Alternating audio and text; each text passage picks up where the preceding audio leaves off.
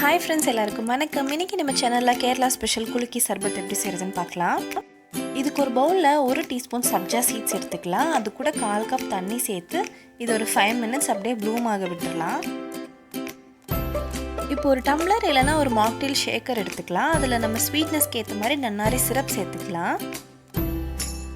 இது கூட ஒரு 1/2 டீஸ்பூன் பொடியை நறுக்கின இஞ்சி, அப்புறம் பாதி பச்சை மிளகாய், அப்புறம் ஒரு 1/2 டீஸ்பூன் துருவின லெமனோட தோல், 1 டேபிள் ஸ்பூன் லெமன் ஜூஸ்,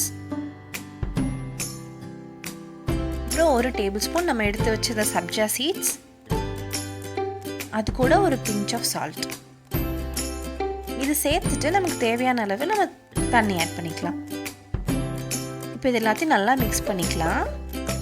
இப்போ நம்ம சர்பத் ரெடி. இந்த ரெசிபி செஞ்சு பார்த்துட்டு எப்படி இருந்துச்சுன்னு மறக்காமல் எனக்கு கமெண்ட்டில் சொல்லுங்கள். இந்த வீடியோ உங்களுக்கு பிடிச்சிருந்துச்சுன்னா லைக் பண்ணுங்கள், சப்ஸ்கிரைப் பண்ணுங்கள்.